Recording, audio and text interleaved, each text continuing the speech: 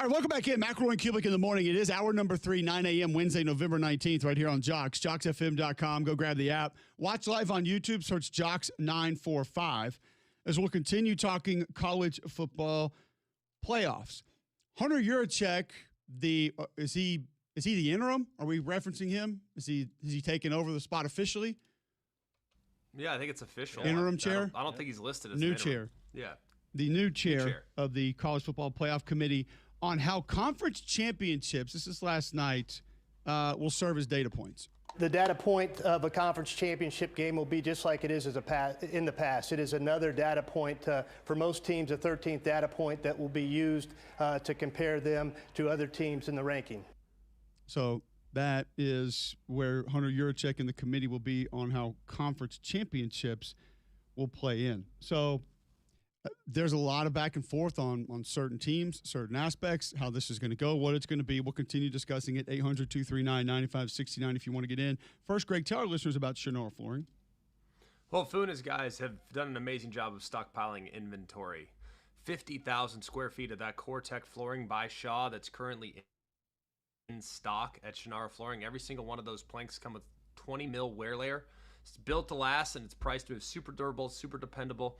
And because of the amount of CoreTech that Fu's gotten, he is now passing the savings of 20 to 40% on to you. It's a deal you can't touch anywhere else. So remember Shannara Flooring, when you want CoreTech, call who? Call Fu.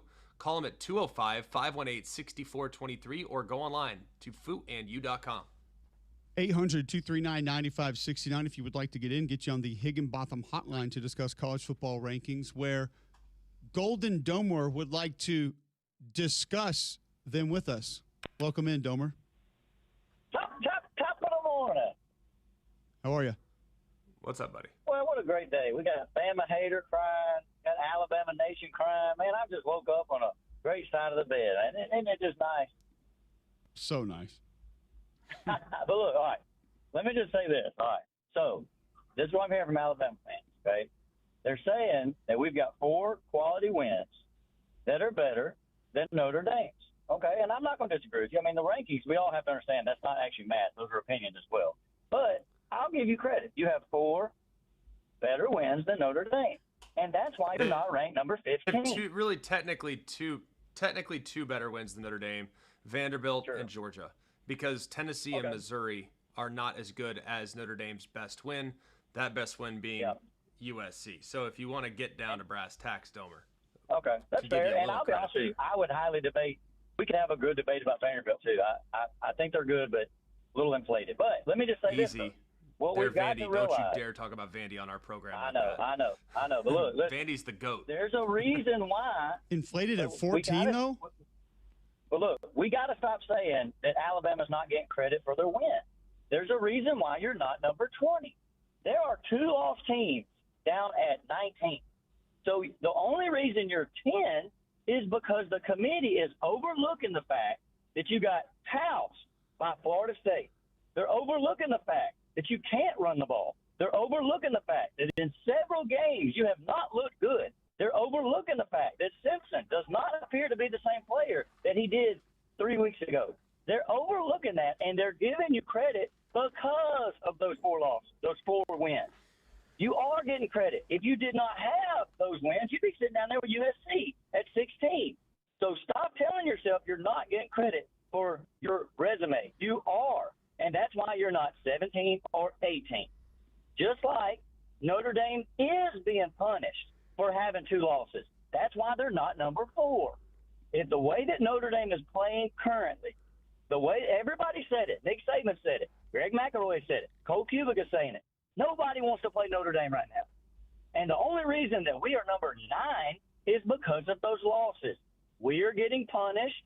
Alabama's getting rewarded. You just aren't where you want to be. But you have to accept the fact that you have flaws. And the committee is overlooking those flaws, and they're not putting you at USC, which I think Alabama-USC would be a very competitive game. What are your thoughts on that, the fact that you are getting credit for that? I don't think anybody is saying that they're not getting any credit for it. We're saying that the committee is lying and they're not looking at strength of schedule. If it wasn't for strength of schedule, Alabama's 16 in the country. Well, also, Domer, I don't believe personally that anyone has tried to say that that should be the definitive place that you are ranked. Once again, similar to going back to a computer formula, deciding it, like let's take different things and plug them in. Yeah. But I also think you would have to agree that based on the strength of schedule, strength of record, whatever metrics they are using, and where certain teams were first and second week does appear to be how they're placing teams this week. I think sure it has a factor, but I'm like you. I think some people are just wanting to scream strength of schedule, strength of schedule, strength of schedule. That's a piece of the pie, guys. Pretend there's a pie. That should probably be 30% of it, okay? But we have to. Well, hang on a second, Domer. The reason right. why there's a heavier emphasis from our vantage point this year on strength of schedule is because that is coming from the committee directly. They came out and said that strength of schedule will be weighed more heavily than in past years. It will be more impactful in past years, and that showed up in week 1 of the College Football Playoff Committee rankings. And then we showed up a little bit in week 2, and now it showed up a little less. Like we've seen strength of schedule actually be diminished over the last 3 weeks, and eye test be inflated over the last 3 weeks, which is fine. It's just it's a little bit inconsistent, so I can understand people's frustrations because if they're going to tell us before the season, strength of schedule is the number 1 indicator of how we will weigh your team's ranking, then the ranking should be number 6 Ole Miss, number 7 Oklahoma, number 8 Alabama, number 9 Oregon, number 10 Notre Dame. If they're going off that, that's what it should be off of. Well, the only thing I'll disagree with you on is I think that y'all are not factoring in how much credit y'all are getting because of those wins. Because like I said, without that strength of schedule, Alabama, you could make the argument that Alabama should be 17 right now. I mean, Michigan is 8-2, and they're number 18. So Alabama has shown some flaws. So I think y'all are getting 10 spots of credit based off of those wins. You are getting a tremendous amount of value for that strength of schedule. But it doesn't completely overshadow the fact that Alabama is a clearly flawed football team. And they have a very bad loss, guys. That Florida State loss, we're just kind of like, you got manhandled by a 5-loss team. And I understand it's week 1. But that was a manhandle. There were literally half of Alabama Nation was wanting to fire their coach after that game. That was a big loss, and it has to be factored in. So all I'm trying to say is I think Alabama is a very good team. I would be worried if Notre Dame was playing Alabama. But I'm simply saying we've got to stop saying that you're not getting credit for the wins because without those really good wins, you're sitting down there at probably 18 or 19. And Notre Dame is being punished for dropping an extra point. Because without that, Notre Dame's probably number 4 in the country. Because you could make the argument, Greg, could you make this argument right now? If it's just about who's the best team in the country, I could say Notre Dame's number 2 in the country. Would you roll with me? No. Okay. All right. Y'all real sure about that Indiana that we ran off the field last year? We're real sure about them. I also think the team that beat you that's ranked ahead of you is also better than you are. But, I mean, I only saw it on the field. Wait, Wait, you think Texas A&M's better than Notre Dame? I saw it. Just because you win don't mean you're better. Goodbye. What? No, it doesn't. Yes, it does. Yes, it does. This is the ultimate indicator. I don't know about that. I disagree with Duh. that. On that day, thank you. On that day, it does. I agree. But you are evaluated based on 12 days of work, not based on 1 day of work. I understand where you're going, and I agree with part of it. But, however, it happened. And you can talk about a mistake. And I don't disagree. Did and didn't, but there's a litany of mistakes by every team in every game. Some bigger than others, Correct. Some more magnified than others. And as I've stated before, certain people can hate it. No game is decided by a single play. Not a single one. Ever. It's not. Wait, how did we say we were going to rephrase that? Not decided by, but no single play determines the ultimate outcome of a game. Right. We figure out a different way. Somebody's going to take Either way, it don't matter. Yeah. Snickerdoodle will probably come back in with that one and talk about how much he hates it, too. That's fine. Chris and Coleman, what's on your mind today, Chris? Yeah, I was calling do y'all think that they put Alabama way too low? Because, I get they lost against Oklahoma, but I think they should be higher than Notre Dame because they're a better team than Notre Dame. Or did they get the rankings right? I think they should be in front of Notre Dame, personally. Like, I would have it because I really put a heavy weight on strength of schedule. That really matters to me. And if Damian, Saber, Cole, and I were all in the room, we might all weigh it differently. To me, I think the ranking should be the top 6 of the top 6. That doesn't require a whole lot of explanation. I would have Oklahoma at 7, Bama at 8, Oregon at 9, Notre Dame at 10. That's what I'd have. But, that's everyone sees it a little differently. Cole, how would you have it? If you were in that room and you said, all right, I need Cole's rankings, how would you rank them? I would have 1 through 4 exactly what they are. I would have Ole Miss ahead of Texas Tech. Texas Tech and Oregon would be tough. Oklahoma's a difficult rank because of what you said earlier about Mateer's health. Even the Texas game, he didn't appear to be himself. But at the end of the day, that's what you are. Like the team, you just said it. You're graded on 12 days a year, right? What you put out there on each of those days is just what you are as a team. So I think you take what you see that day. Do you take some things into account? Sure. I don't know for certain that Alabama is that much better a football team than Notre Dame. I think they are. I think a lot of people look at it honestly, Greg, and say Alabama has better athletes than Notre Dame does at a lot of different positions. And while I think that's true, I don't know if that definitively makes them a better team. I think they're very similar teams, to be honest with you. And I think there are facets of both those teams that people don't spend enough time talking about, specifically Notre Dame throwing the football. I think they're better there than a lot of the general public believes. I think the defenses are about equal. There are certain spots in both those defenses where you would take one of the other players instead of who's on the other team as opposed to your team. I would probably have Alabama at 9, but I don't think that I would push for them to be too much higher than that. Could you have them ahead of Oregon? Maybe, but Oregon's got a better record and doesn't have the second loss. So I think the Florida State loss still has to count at the end of the day. It still has to be taken into consideration. For sure. I know when it was, and I know how it was, and we haven't seen the defense look like that again. We haven't, but it did that day. And I don't go back to the last 3 weeks of the Ty Simpson thing. Like that's not. I don't look at that and say, well, someone hasn't played exactly the way they did the first 6 games, so we have to move them down. I don't know about that. I appreciate a team that can find different ways to win, have success different ways, and actually Notre Dame is that. I don't think it's just Jeremiah Love. And now, do I think Notre Dame is a dominant team? No, I don't. You can dominate Arkansas, it's fine, but I don't look at them in that light. I don't think I would have it. I wouldn't have it too much different, but I know I would have Ole Miss ahead of Texas Tech. Where I would have Oklahoma would probably be my most difficult task because there are parts of Oklahoma.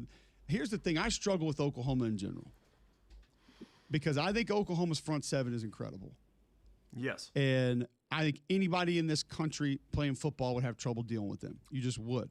1, because of the talent and the bodies and the capabilities of the individuals. 2, how they operate as a unit, as a group, what they're allowed to do essentially. I still don't. Now, I will say, if you go back and watch the actual coverage against Alabama, it was better than I thought it was going to be when they were asked to do that. Now, how often did that really matter? Not a ton because of what they did at other points in time. I still don't know if I know that it's great, though, and I don't think their offense is great. I think they have 2 or 3 players that are really good. So, to me, that's a little easier to combat and stop and get stops against than some of these other offenses that we're talking about. But those highs are very high for Oklahoma. The peaks are way up there.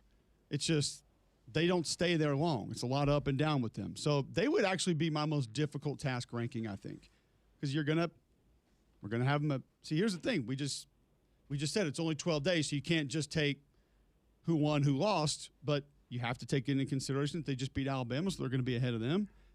Answer me this. Neutral field. I don't know if I think you can make a case on either side. Okay. Neutral field, who you taking, Oklahoma or Oregon? At full strength.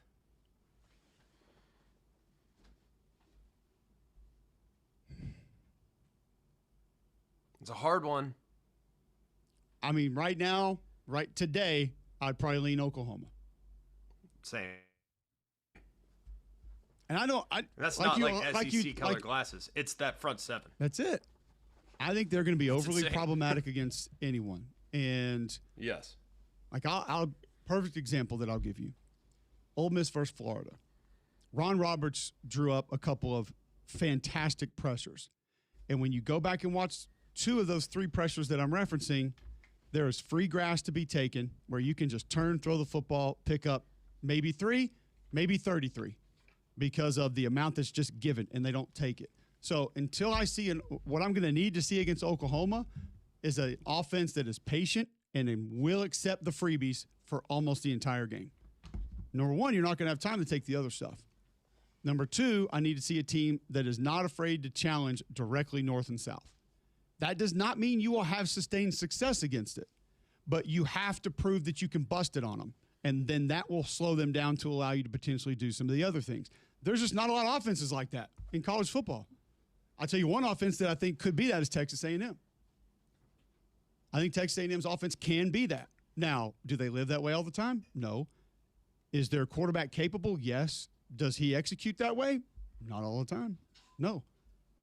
I mean, through a really bad pick in the end zone. Now, he had 2 balls dropped in the end zone. But he also doesn't take a lot of the freebies that teams give him. So that's kind of where I would want to go and how I would judge it. It's that back and forth could be good about who's going to be who you would like in certain spots right now based on where those teams are. If you're not liking your spot walking around every day, if you're feeling on edge, if you're tired, lacking sleep, lacking energy, if you just need to lose some weight, Game Day Men's Health wants to help you right now. Go to GameDayMen'sHealth.com, sign up for the free consultation, free PSA test, free testosterone test. They're going to give you a baseline of your health and where it's at.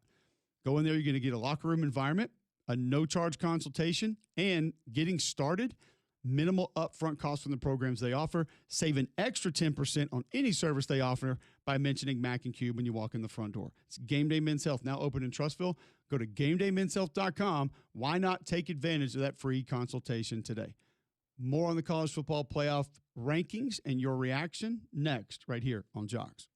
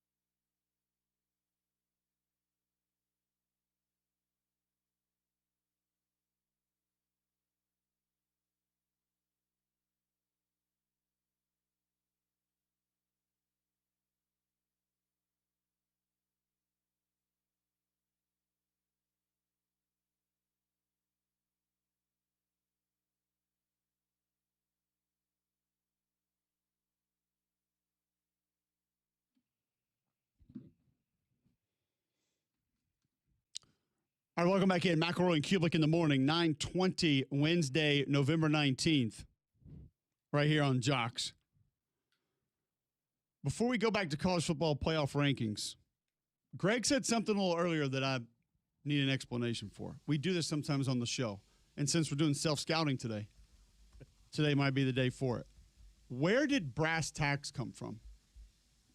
Like, what is that? I literally have no idea. Like, where that phrasing began, where it started, what it is. The term you likely intended is brass tacks. Okay, so it's TACKS, not. Oh, I thought it was eggs. Not like pay your taxes. An idiom meaning the fundamental considerations, essentials, or basic facts of a situation. Okay. Didn't help me, really. There. Like, where was the origin? The exact origin of brass tacks is disputed, but several theories exist, most dating from the 19th century United States. Measuring cloth. One common theory is it refers to brass tacks hammered into a shop counter at precise intervals, like 1 yard, to measure cloth accurately, symbolizing a return to exact measurements and the basic facts of a transaction. Okay, that makes sense. Upholstery. Another theory suggests it relates to the process of reupholstering furniture, where removing the outer layers of fabric reveals the underlying structure held by brass tacks. So that's exactly what we meant when we said, like, let's get to the bottom of this. Like, tell me about the reupholstering of your furniture. That's it. Rhyming slang. Some believe it originated as a rhyming slang where brass tacks would rhyme with facts. Yeah, perfect. Right in there. I've always thought That's that. definitely it. And I've always said that. Okay. Now, while brass tacks, TAX, is not the correct idiom, it is used as a proper name by some tax-related businesses, playing on the common confusion. Good. Let's make it harder. Understand? Yes. Sounds like a great idea there. Okay. So we got that going for us. I've never even thought about investigating where that came from. And I didn't know if you knew, G-Mac, because... I don't. No, I all I have is the Google machine. Well, now you know. And looked that up. And there's a place in New York called Brass Tacks that I can go. It has 3.7 stars on Google. So is it a reupholstering shop? I don't know. I didn't look it up. Oh. But I just Googled Brass Tacks and it said, 4.1 miles away. I'm like, okay, I don't even know what it is, but not trying to find a location of a place, just trying to what it means. Figure out what it means. Where it came from. Now you know, and knowing is half the battle, like G.I. Joe taught us back in the day. Brandon in Leeds would like to chime in on rankings. Welcome in, Brandon. Hey, good morning, guys. First of all, I'd like to chime in again with just a great good morning. Love your show. I've been out of state, and now I'm still traveling for business, listening to you guys. I think that cell tower needs some brass tacks. Was it? Perfect. Not quite working out the way that we needed it to right there. Not necessarily. But he wanted to chime in, so at least he. Hey. What? No, he said he wanted to. Did I say it? No, he did. Okay. Yeah, that's fine. Yeah. I wonder if he did that on purpose. Brandon, if you did that on No, he did. purpose, He did. congratulations. He That's did. fantastic. Yeah. Okay, great. That'd be amazing. Legend would like to share his thoughts on the show. Hey, guys, really enjoy the show every morning. Appreciate y'all. Yes, sir. Thanks for being in. Appreciate you. Hey, I really think the committee did Alabama a favor getting us off the side of the bracket that Ohio State and Georgia is on.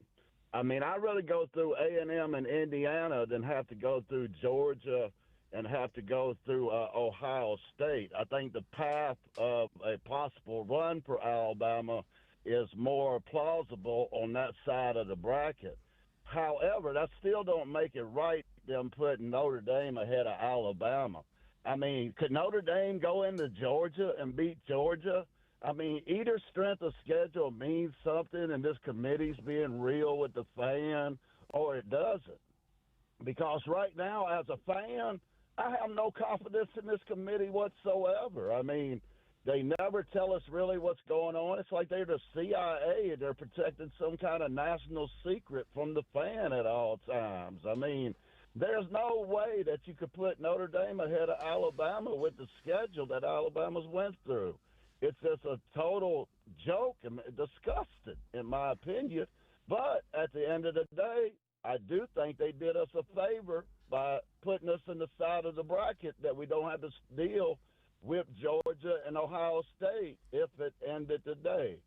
And again, enjoy the show, guys. Thank Y'all you. do a great job I every appreciate it. It's an interesting thought, G-Mac, of Good observation. because we talk Yeah. about the draw all the time. Now, the one thing that I would counter there is you beat Georgia. Exactly. And there are people that say, whether it's Texas having a Georgia problem, Oklahoma having a Texas problem, some people say Georgia has a Bama problem. Mm-hmm. So it may not be the worst thing. But I do see where he's coming from the standpoint of Georgia looks really good right now. There are a lot of pieces, parts of that team that seem to be coming together at the right time, G-Mac. And if you're starting with not the best teams, but the teams maybe you would least like to face in this playoff, Georgia's not going to be too far down that list. No, and they still have a lot of youth. They do have some injuries that are starting to mount that would be a little concerning, as far as things moving forward. But all things considered, man, I didn't really think about the brackets. I'm more thinking about that first game because, going on the road versus playing at home is really hard, and it's been documented some of the challenges that Bama has had going on the road.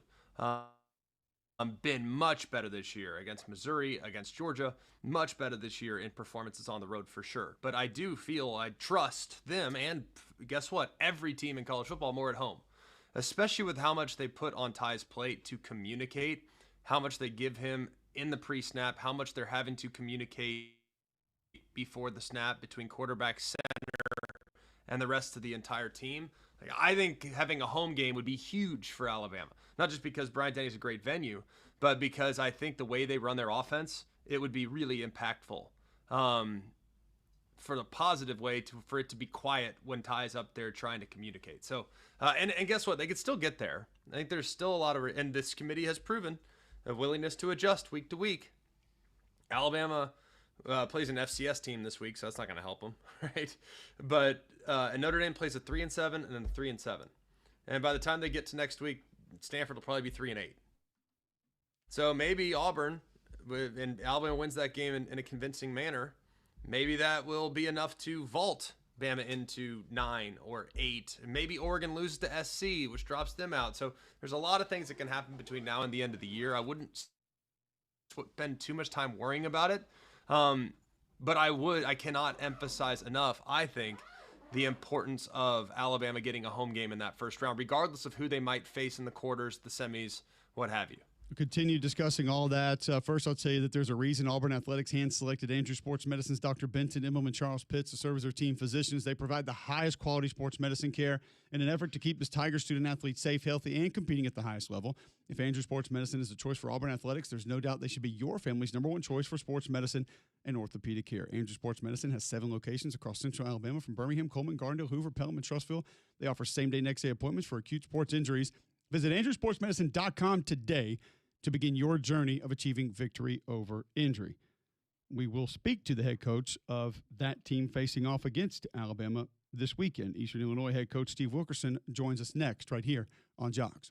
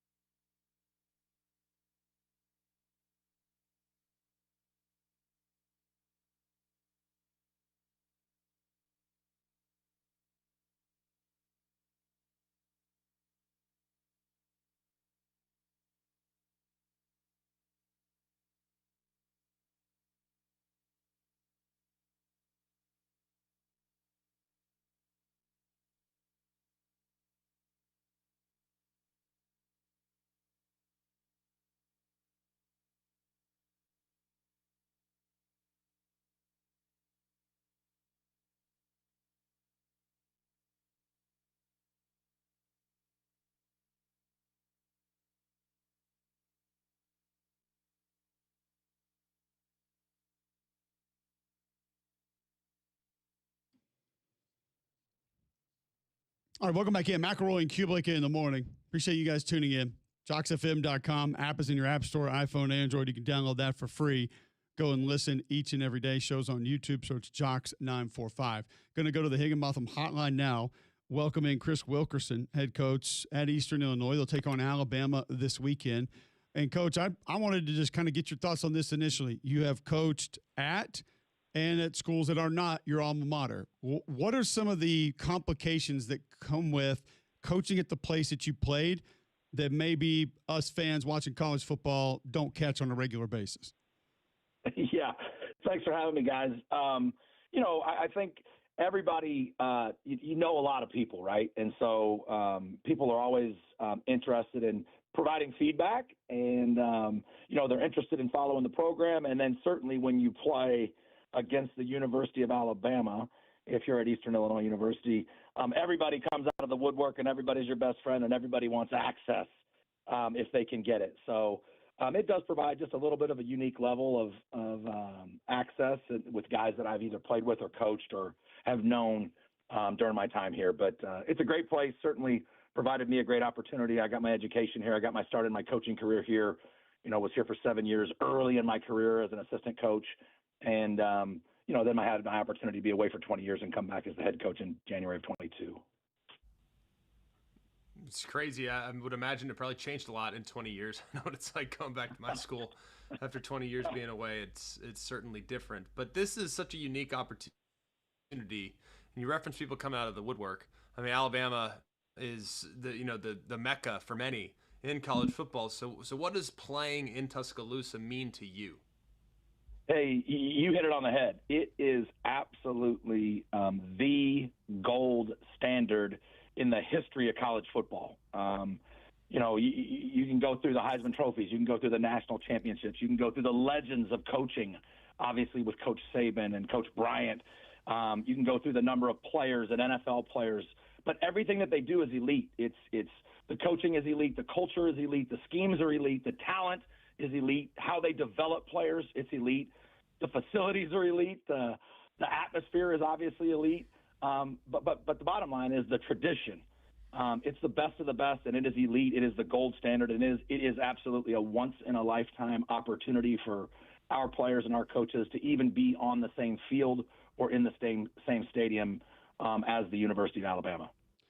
Coach, I noticed Jawan Nixon didn't have any tackles last week. I don't know about his availability this weekend. Is the linebacker going to be able to go for you? He is. And I'll tell you what, Jawan is an amazing football player, and he's even a better person, obviously from Alabama. He's been one of our leaders. I think he's tied for our leading tackler now. Plays our middle linebacker. He broke his thumb in practice last week. And, they weren't sure he'd be able to play at all in the 11th game or in this week's game, but they were able to club it after seeing the orthopedic surgeon and the hand specialist, and they allowed him to play in the game. And to be honest with you, he hadn't had a chance to really practice in that club, and so he was a little hesitant, I think. And obviously this weekend is not a good place to have any hesitancy if you're going to be an inside linebacker. But I know we're going to have him out there, and I know he's going to play. I'm just hopeful that he can certainly protect himself and try to get some guys on the ground for us. Well, a kid that played at Hillcrest High School from Tuscaloosa, I know how cool that's going to be for him to be able to be out there and just be actually playing real football on that field. It's got to be pretty cool for him. So I know you guys want to allow him to do that. Absolutely. I think it's a lifetime dream for him. You grow up there, and obviously you're very familiar with the tradition and the program, and it's just, again, a once-in-a-lifetime opportunity. He knows a ton of guys, I think, on the roster for the Crimson Tide, and whether he played against them in high school or whether they're family connections, cousins, second cousins, that kind of thing. So really excited for Jawan and for our team to have the opportunity to compete. Yeah, it's going to be awesome. Like, what is the message? We actually were visiting with the Mercer coach a couple hours ago. And, hey, you get to go throw your hat in the ring. You get to go throw your best punch. Like, what is the message to the team prior to running out of the locker room? Yeah, I think our message right now is still about our preparation. We just want to prepare ourselves the best that we possibly can to make sure we can put our best foot forward at 1 o'clock on Saturday. We got to be ourselves. You can't do anything outside of what we're capable of doing. But we need to be our best version of ourselves. That's really it. That's what we've talked about all week, and certainly that'll continue to be the message on Saturday. We want to represent ourselves and our institution in a first-class manner. Respect's a big word for me, and I've talked to our players and staff about respecting, certainly their coaching staff and their roster and their players and the culture, everything going all the way down to the facilities. I mean, like you said, it's sacred ground, and we're grateful for the opportunity to have a chance to compete. As competitors, you love to be measured against the best of the best, and so it's a privilege to even be on the same field as the players and coaches and the University of Alabama's program. Are you just two quarterback system moving forward with Cole Crew and Connor Wolf? Is that kind of just where you guys are now? We will be this weekend again, yes.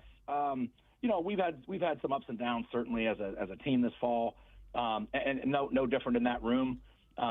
We've been so inconsistent really in all three phases. Saturday's game that we just played last week was a microcosm of our season. We've done some good things on offense, defense, and special teams, but we've certainly not more often than that. But Connor's probably a little better passer and has battled through some injuries, not as mobile. And Cole is certainly a little better athlete and has gotten more efficient as a passer, but it's been a lot of dink and dunk. Still not real comfortable trying to drive the football down the field. And if there is any windows at all or any space, it's not going to be open for very long, certainly when you play against the quality of the University of Alabama. And so, we're going to have to be on top of our game to be able to move the football at all.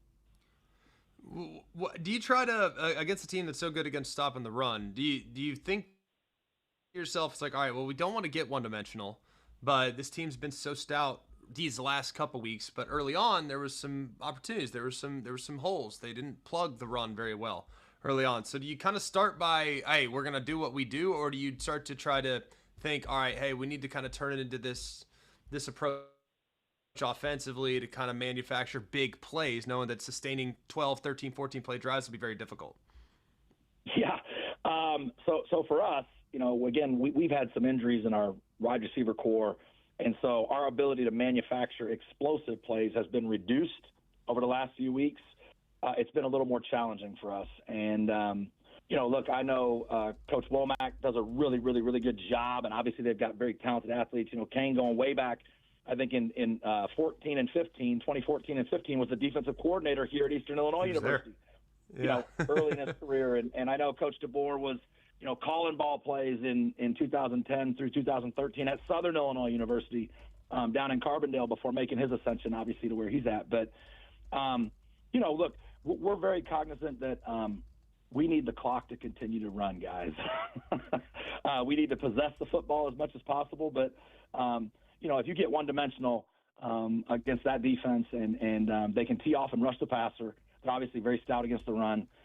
They're massive, physical, and well-coached up front, but they're as fast and physically talented as any group that I've seen on football in my 32 years of coaching at the college level.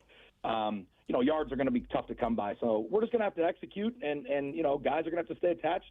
This is why you play the games. You do just, you block and tackle, you throw and catch, and you run. And there's not going to be anything you're going to do with a scheme to try to take advantage of anything that they do. They're just so multiple, so well-coached. They base out of the 4-2, but they don't really ever give you that presentation. They've got a ton of different ways to get to it, and just extremely well-coached and talented. All right, Coach, I'm going to leave you with this. Chris Wilkerson, head coach at Eastern Illinois, joining us. You're in a small fraternity of former defensive tackle head coaches. Well, what does a former D tackle bring to be? We celebrate former offensive linemen as head coaches because we have one here on the show, but I mean, we don't have a lot of former D tackle head coaches out there in college football now. What does a former D tackle bring to the table as a head coach?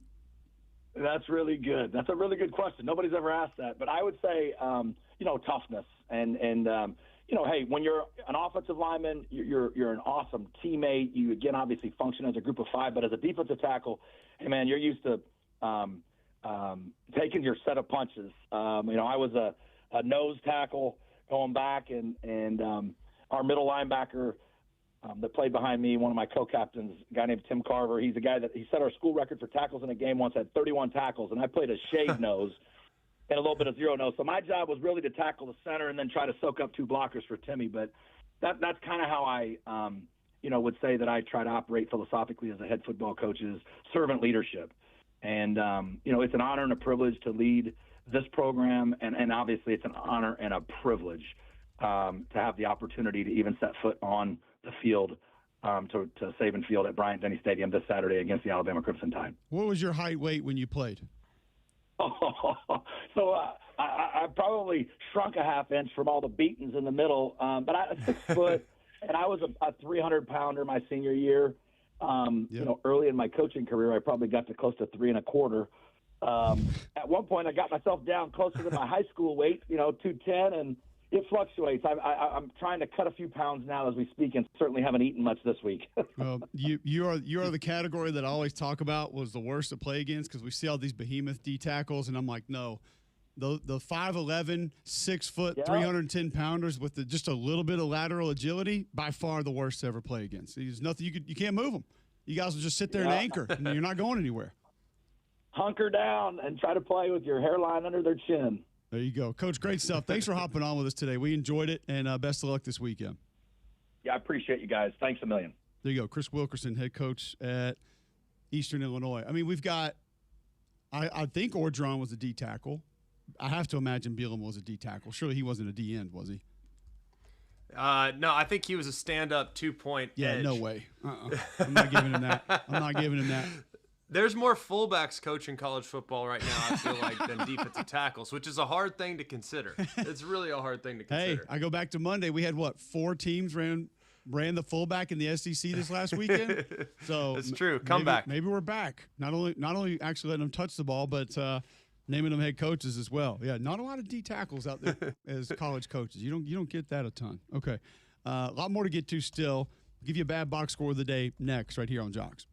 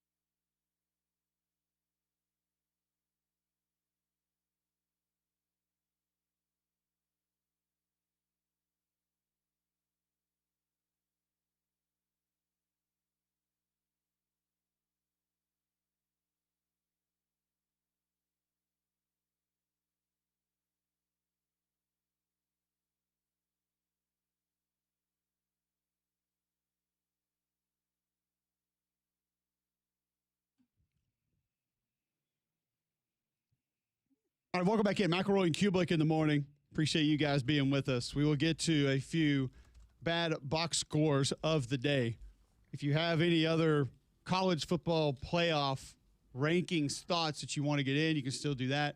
800-239-9569 or tweet in at Mac and Cube. Royal Payne tweets in, I hope I'm wrong, but I think the committee is setting things up, and if it comes down to it, they can leave out 10-3 Bama, who lost the SEC championship game. Large drop in emphasis on the FSU loss, and run game was seeding the clouds, so to speak. That's another one that I'm going to need an explanation on. Seeding the clouds? Where did is that like a Kid Icarus something or other? I have no idea where that one came from. I'm not sure I know that one. Yeah. Like you'd seed the ground, but not a cloud. If you put a seed in a cloud, it'd just fall. Or you seat the cloud somewhere. Oh, that's true. Seat, yeah, okay. But they're up. Like you don't seat many things up. That's true, right? Yeah. Sometimes they come down, I guess. Like if you're in the Rocky Mountains. No, you can be on cloud 9, but I don't remember chairs up there. But can you sit on cloud 9? I would imagine that. I don't know. I'm not 100% certain where that came from or how that started, and I doubt we'll get to the bottom of it. So either way, I will tell you how to get to the bottom of selling your home. It's called the Gusty Goulas Group. It's easy.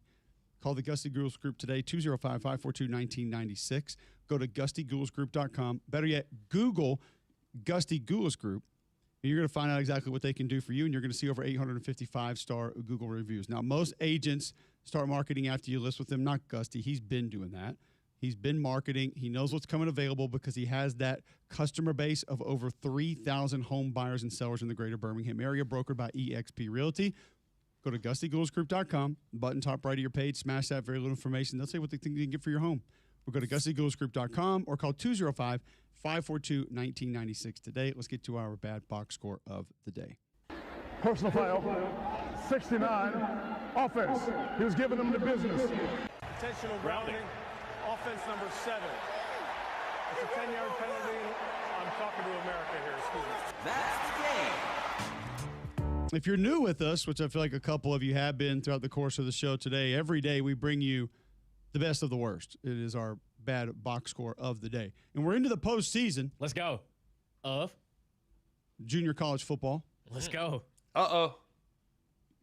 So I will take you to round 1 this past weekend, where the Ellsworth Community College. They're the Elks. Not quite. That's a good guess. That's got to be a good guess. I feel like it should be elk. Though, Eagles. It's singular. They're the entrepreneurs. They're the Panthers. And they just went down to the Iowa Western Community College. They're not the Hawkeyes. They're just the Hawks. They are not the Hawks. Cyhawks. That's a trophy, I think. It could be a mascot. I don't think it's if it's a trinket, it's a mascot. Let's go Cyclops. They are the, and I'm probably mispronouncing this, Reivers, R-E-I-V-E-R, also known as a river pirate.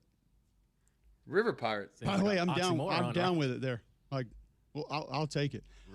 Either way, River Pirates won the game 60-0 over the weekend to go to 9-1 on the season. Let's go. Ellsworth going to end their season at 3-7. How they were in the and they made the playoffs. I can't explain everything on the show. The playoffs.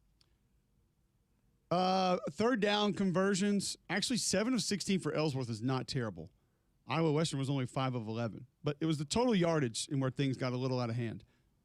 All right. 307 passing yards to just 123 passing yards for Ellsworth. On the ground, 294 to 54. Okay, so it's a balanced attack. So that'll put your total yardage at 601 to 177. Now, 7 different players rushed for over 25 yards in the game for Iowa Western. Okay, so they got depth. Yep, and I mentioned quarterback, plural, had a good day too. Malachi Marshall, 9 of 14, 3 touchdowns, no picks. Roderick Hartsfield, 3 of 4, 60 yards, 1 touchdown, no picks. So quality game there as we reach blowout status on that one. Also, we'll go to women's basketball. The Salem University Slugs.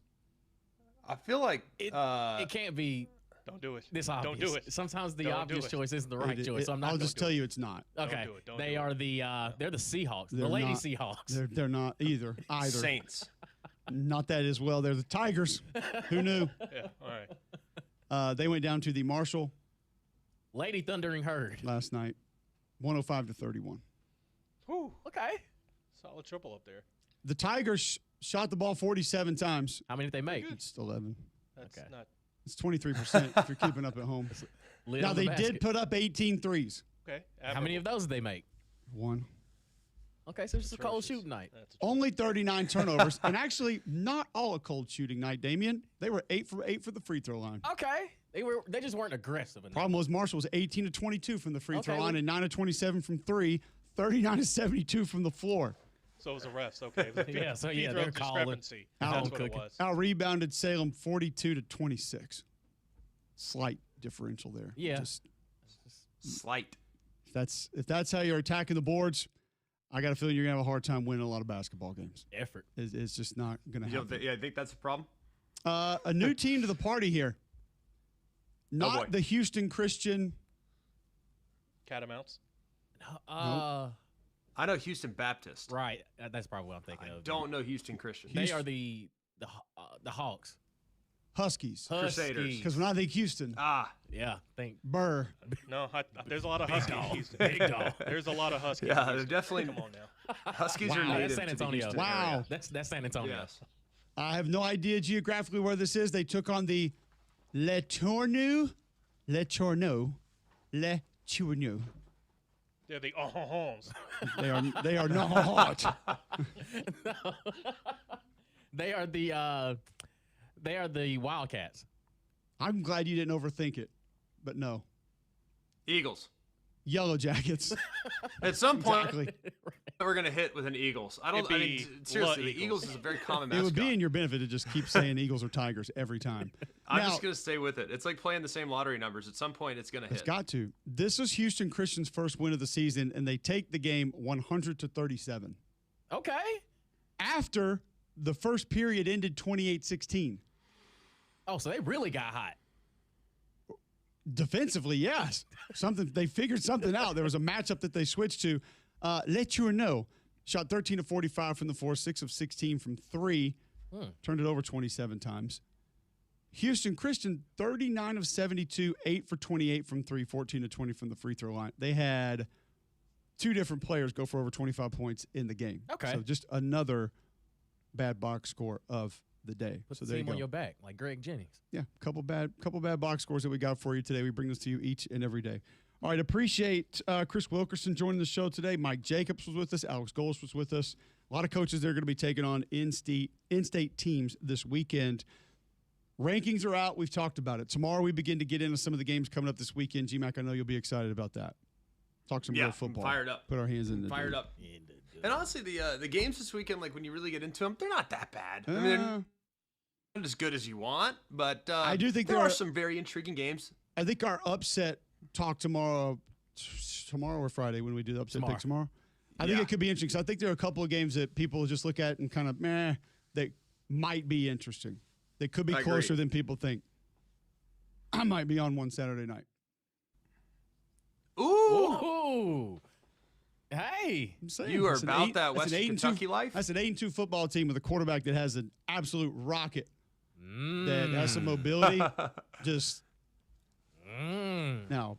Can they block them? That's a big if. I'll tell you this.